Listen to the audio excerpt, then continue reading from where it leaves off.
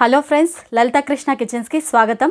ఈరోజు మనం దేవి నవరాత్రుల్లో రెండో రోజు అమ్మవారిని శ్రీ లలితాదేవిగా పూజిస్తామండి. ఈ అమ్మవారికి ఎంతో ఇష్టమైన నిమ్మకాయ చిత్రాన్నాన్ని నైవేద్యంగా సమర్పిస్తాము. ఈ వీడియోలో మనం చాలా సింపుల్గా నిమ్మకాయ చిత్రాన్నం ఎలా తయారు చేసుకోవాలో చూపిస్తాను. ఈ వీడియో పూర్తిగా చూసేసేయండి.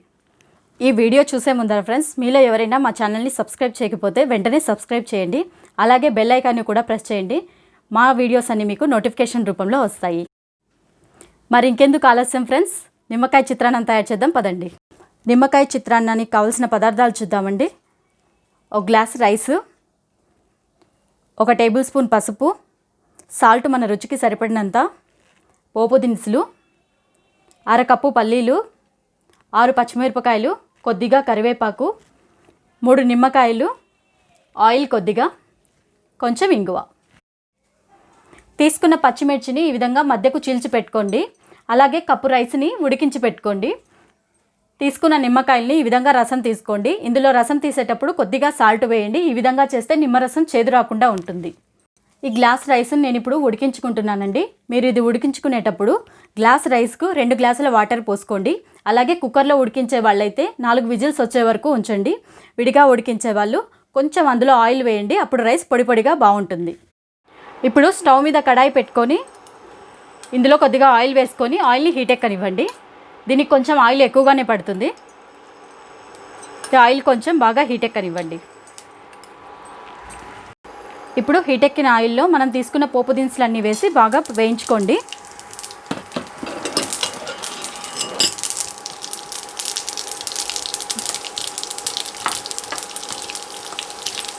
ఆవాలు చిటపట్లాడిన తర్వాత ఇందులో ఎండుమిర్చిని కూడా యాడ్ చేయండి.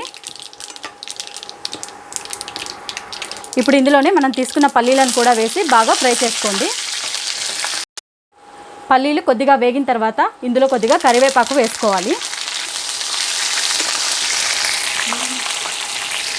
ఇందులోనే పచ్చిమిర్చిని కూడా వేసుకోవాలి.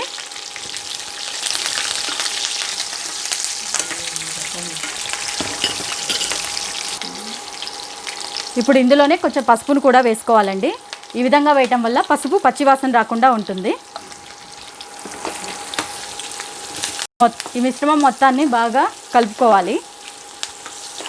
పచ్చివాసన పోయేంత వరకు వేగించుకోవాలి. ఇప్పుడు ఇందులోనే ఒక చిటికెడు ఇంగువను కూడా వేసుకోవాలి. ఇంగువ వేయటం వల్ల మంచి స్మెల్ వస్తుంది. ఇప్పుడు స్టవ్ ఆఫ్ చేసేసుకొని ఈ మిశ్రమాన్ని పక్కన పెట్టుకోండి.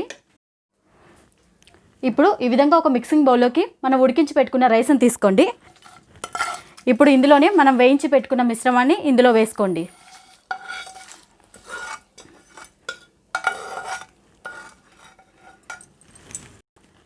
ఈ మిశ్రమం మొత్తం బాగా రైస్కు పట్టేలా నీట్గా కలుపుకోవాలండి. ఎక్కడా కూడా రైస్ అనేది ఉండకూడదు. చక్కగా మొత్తం కలిపేసుకోవాలి.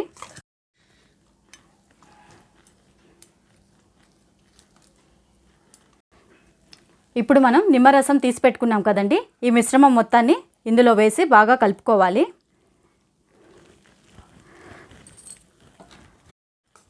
ఈ నిమ్మరసాన్ని మొత్తం రైస్కు పట్టేలా బాగా కలుపుకోవాలి. ఇప్పుడు ఇందులోనే కొద్దిగా సాల్ట్ వేసుకోవాలండి. మనం ఆల్రెడీ నిమ్మరసంలో సాల్ట్ వేసాము కాబట్టి ఇప్పుడు కొంచెం వేసుకోండి. ఈ మొత్తాన్ని బాగా కలిపేసుకుంటే మనకు చిత్రాన్నం రెడీ అయిపోయినట్టే అండి. అంతే అండి, ఎంతో సింపుల్గా నిమ్మకాయ చిత్రాన్నం మనకు రెడీ అయిపోయింది.